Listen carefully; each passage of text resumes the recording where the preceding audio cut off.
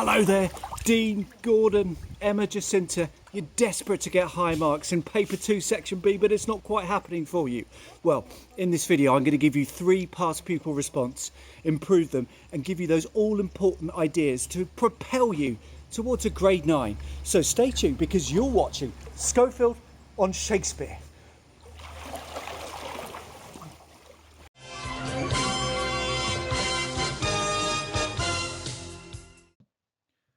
I explore the mark scheme in mind-boggling detail elsewhere, but of course the key principles need to be in your mind as you plan and craft your response for this section of the paper.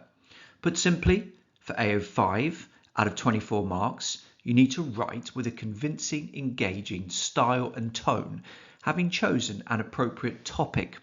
For paragraphing, do not plonk chronologically, but structure for effect.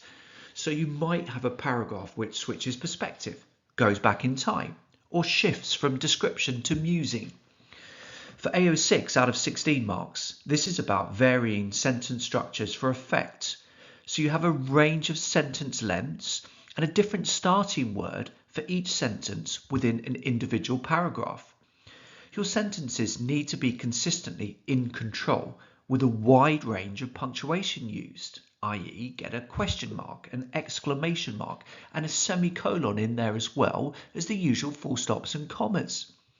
Vocabulary choices need to make it clear to the marker that you are good at English and can use more complex words, provided of course they fit and flow within the sentence. Your vocabulary needs to be precise and subtle. Your spelling needs to be very good. Here's a past question. The power of nature. Use this as the title for a story. Why not have a go at planning how you might write a response to this, or indeed write the full response? If planning, some of my past pupils have found it helpful to use these grids. Ensure that each paragraph has a clear, distinct focus. And why not pre-plan those similes, metaphor and other devices which will contribute to your piece being more engaging and sophisticated? So press pause and get cracking.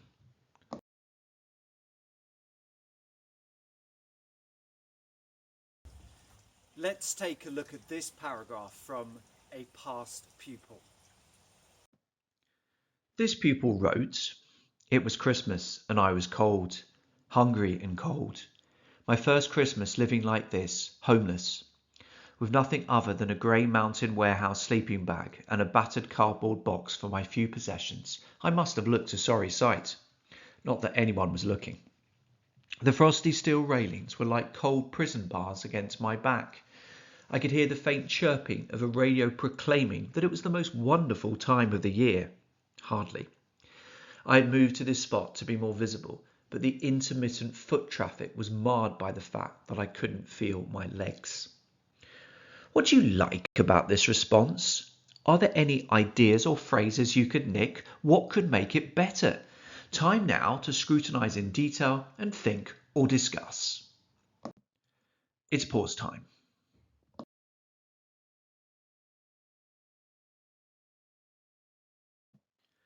Plenty of positives. Sentences are clearly controlled and not unnecessarily long. The first word within an individual paragraph is consistently varied. It's great to see a wider range of punctuation from the get-go with a colon used accurately. I like the simile. Even though it has the potential to sound cliched, I don't think it does within this context, as it emphasises the lack of freedom for this homeless man living without a home and money. I also like the adjective frosty. I particularly like the second and third sentences of the second paragraph. There's the use of the noun chirping to refer to the jarringly cheerful sounds coming from the radio, and the sardonic tone about the most wonderful time of the year. The fact that the narrator is a million miles away from having the most wonderful time is emphasised by the grim one-word short sentence for effect, hardly. However, I wonder about the vocabulary in the first paragraph. Does it show off how well the candidate can write? Or does the initial compound sentence combined with adjectives such as hungry, cold, thirst and grey just sound a bit basic? The pupil himself wrote this revised version. The frigid air caught in my sluggish lungs. Here was a man approaching with an easy smile in his eyes. Upon seeing my mannequin body wrapped in my dirty mountain warehouse bedroll, it grew forced and moved from his eyes to his mouth. He devoted a tedious second to searching his pockets for change before gratefully passing by, Bezos-like. What do you make of this altered paragraph? Ponder or discuss? Yes, it's pause time.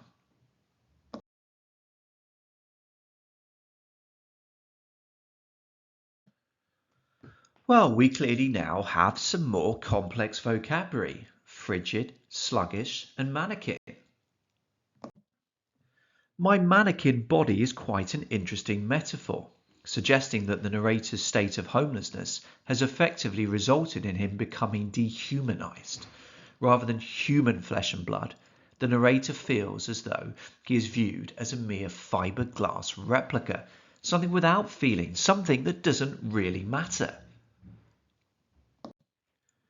I like the subtlety of the progression of the man's smile, from easy to forced to moving from his eyes to his mouth, thus showing, not telling us explicitly, that he is now faking his kindness, his light-hearted mood. I also like the inverted commas around searching, thus creating a cynical tone. Note that we've lost the colon from the original paragraph, and so this helps to tick the box for more varied punctuation.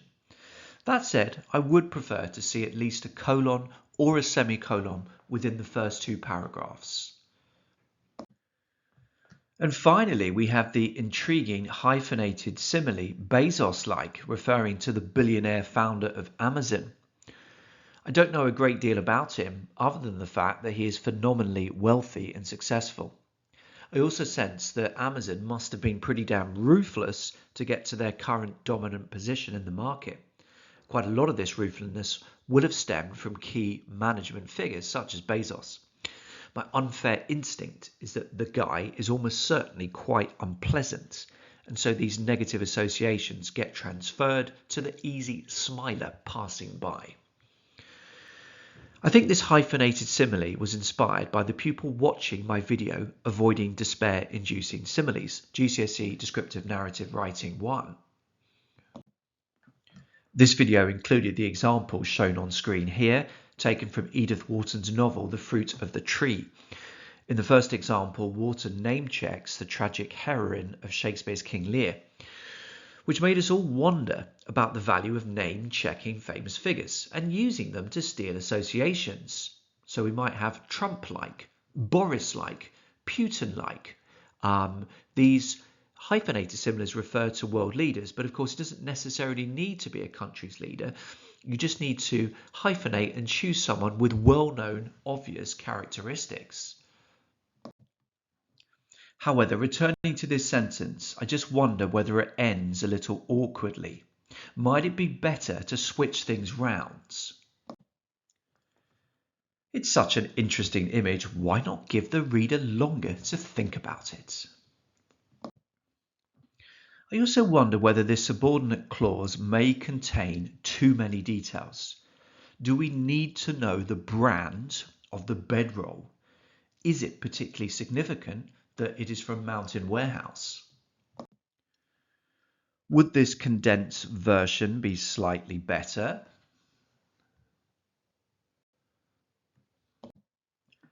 And might the man seem all the colder if we were to omit this adverb?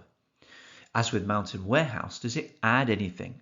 Isn't it obvious that he wants to get the hell out of there as quickly as possible?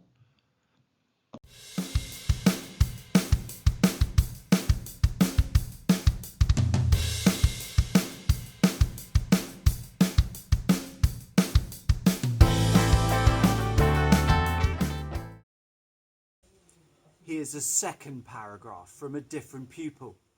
What do you make of it? This pupil wrote, "Sat 12th of May, a date I had written numerous times already on the heaving pile of past papers that festered on my desk. All that occupied my mind was ionic equations and verb tables, and the detention I had in 3.5 hours' time. I got up and bundled myself into the kitchen to make a well-deserved cup of tea and take a break from writing, which my right hand desperately desired. Whilst the kettle whimpered its way to life behind me, I pondered about the paper I had just finished and remembered I forgot to put units on one of my answers. Did I have the energy to go and change it? No. Did I do it anyway? Yes, for that golden gleaming A star was all that mattered to me." What do you think about this response? Are there any ideas or phrases you could nick? What could make it better? Time now to scrutinise in detail and think or discuss.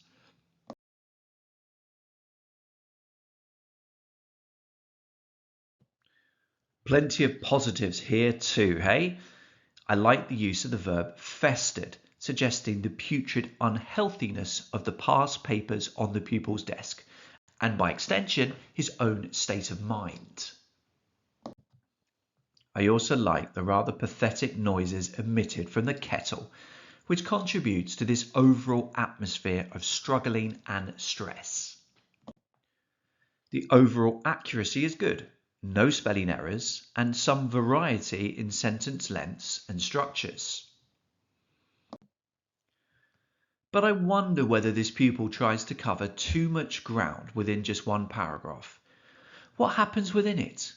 Well, we find out that Saturday, 12th of May, is a crucial day, that the narrator has a desk piled with past papers, that he's been doing some work on chemistry in a foreign language, that he has a detention coming up, that he makes himself a cup of tea, that he feels tired, and that he is becoming fraught due to overwork. Could the writing be even more effective if the focus was narrowed and the narrative cut back? For instance, could he have emphasized even more the importance of Saturday the 12th of May?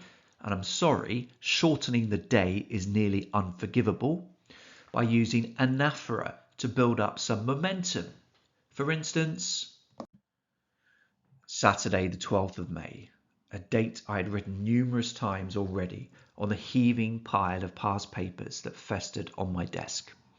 A date which was becoming etched deep within my psyche. A date so tediously important that it was beginning to make me sick.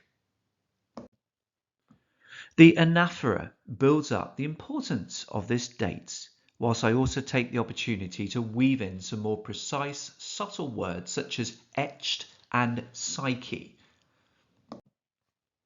Returning to the original passage, it's worth thinking what sentences actually add things to the mood and which ones don't. For instance, do we need to mention the movement into the kitchen? Do the questions need to be answered?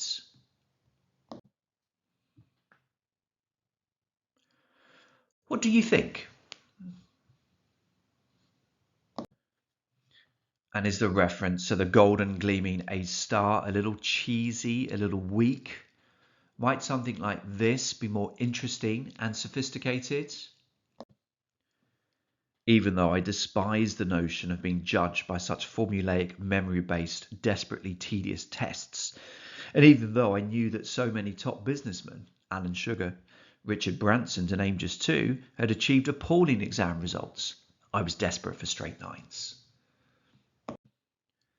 This creates a more mature, intelligent tone than the simple reference to desiring that golden gleaming A star, with a slightly obvious guttural alliteration.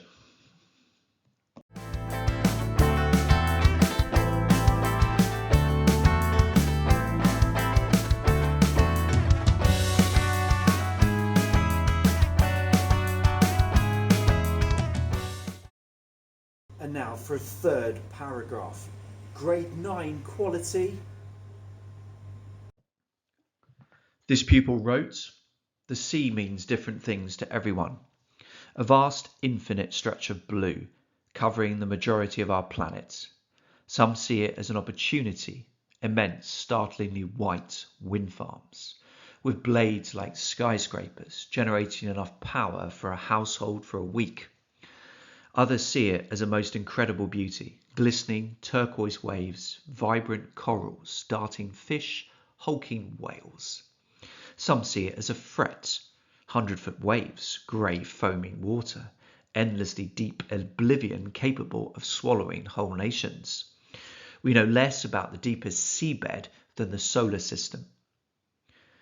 What do you make of this response, dear viewers, subscribers and pupils?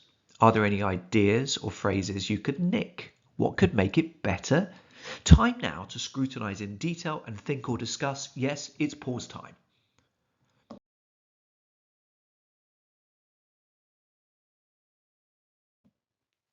Again, so much to like. I really like the way the pupil has responded to the prompt within this first paragraph. By pointing out that the sea means different things to everyone, he is giving a more mature, sophisticated perspective. It can be seen as a financial opportunity to help save the current energy crisis, something astonishingly beautiful to be revered, or something terrifying. We have the broader range of punctuation with the colon and the dash. There's also some more interesting vocabulary: startlingly white, glistening waves, hulking whales. The asyndeton, list separated by commas without any conjunction such as and, creates a more intense, fast-paced effect, which I also like. So is this response on track for a grade 9? Could it be improved at all? Well, there are two sentences I slightly wonder about. First up, sentence 4, particularly the opening phrase, others see it as a most incredible beauty.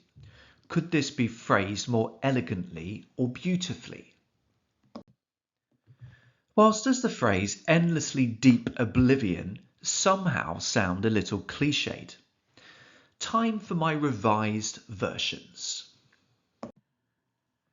A source of inspiration from Shakespeare to Keats. Others recognise its sublime beauty. Glistening turquoise waves, vibrant corals, darting fish, hulking whales. Some see it as a threat.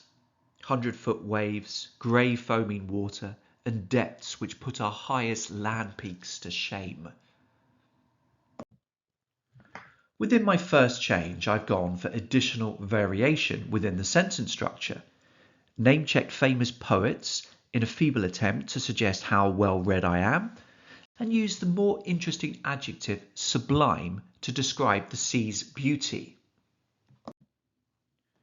Meanwhile, in the second change, I've replaced the slightly tautological endlessly deep oblivion with the more specific and less hyperbolic depths which put our highest land peaks to shame.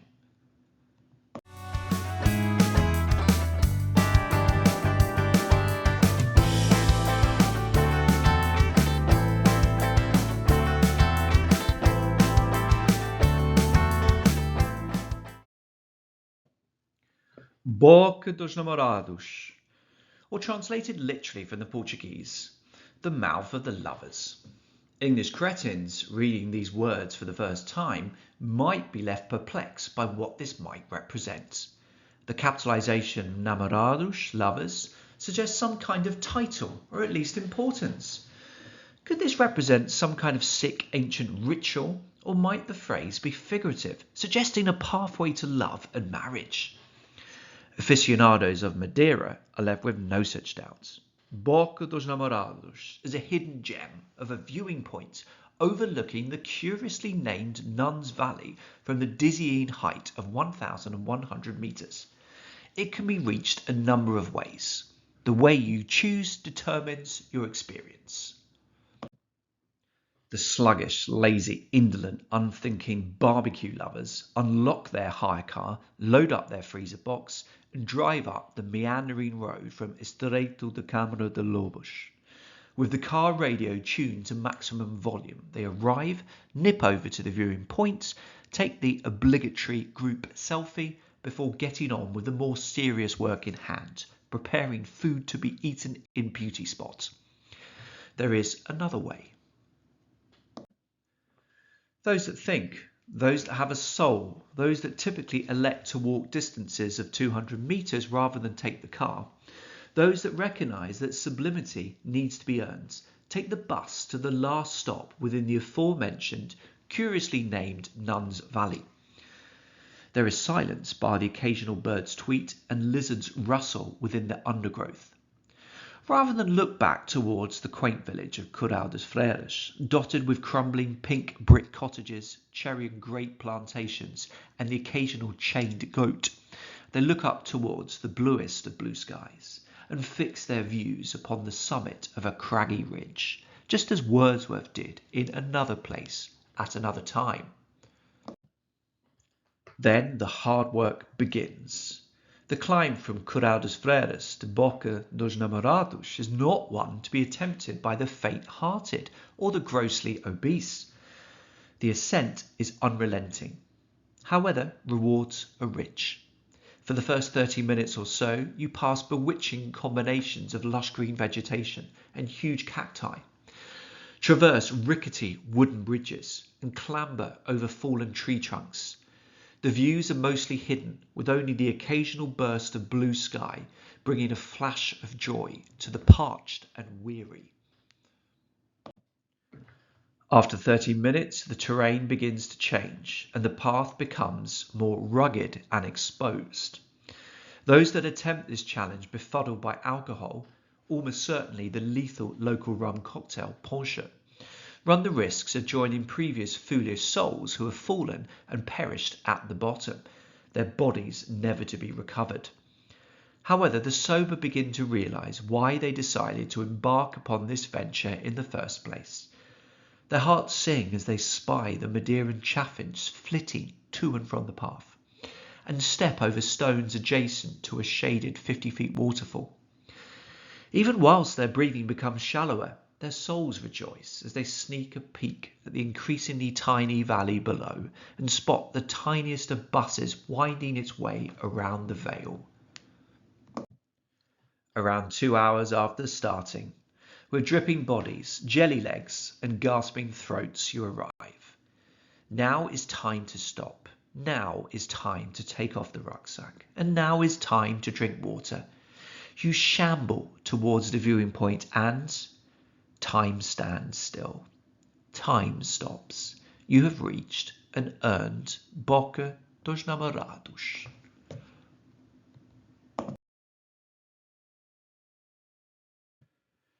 Some reflections on this. As with one of my pupils, I started by suggesting different ways something could be interpreted. What might Boca dos Namorados actually refer to? But I don't tell my reader this until the second paragraph, hopefully mildly intriguing them and encouraging them to continue reading. Notice ambitious vocabulary from the start, and then the hint of a strident tone, seen in the reference to the English as cretins. Note the humorous use of capital letters in the final sentence of the third paragraph. Humorous given that capital letters are typically used to present something important and significant, as opposed to something as mundane and domestic as preparing food. Note the short paragraph for effect in "There is another way," which leads me on to contrast the lazy with those genuinely prepared to put the work in to enjoy nature. Within the fifth paragraph, I begin by using anaphora, those that, to rhetorically build up the people prepared to walk up to Boca dos Namorados. Note also the fact that I have two different visual perspectives in this sentence. I start off by talking about what I'm not looking towards, although I describe it nonetheless, before talking about what I am looking at. This creates a richer, more sophisticated descriptive landscape.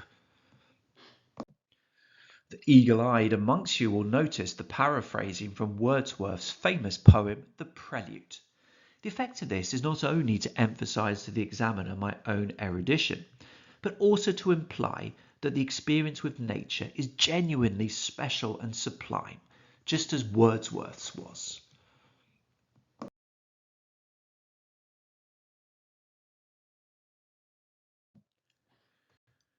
It's obviously important to have plenty of description within your piece, as I do when I reference bewitching combinations of lush green vegetation and huge cacti, traverse rickety wooden bridges, and clamber over fallen tree trunks.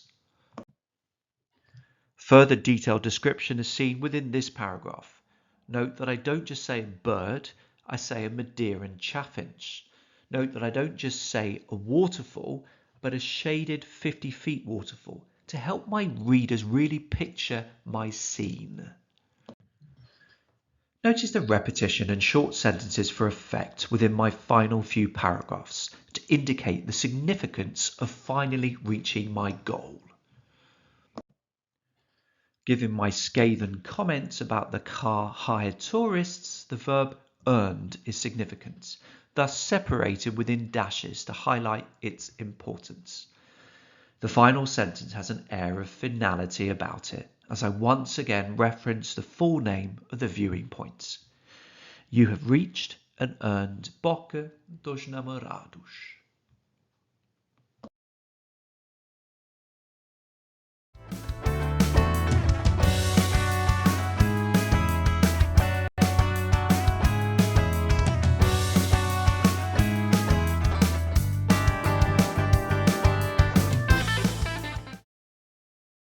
So keep reading, keep thinking, keep aiming to be inspired and to get ideas from other writers.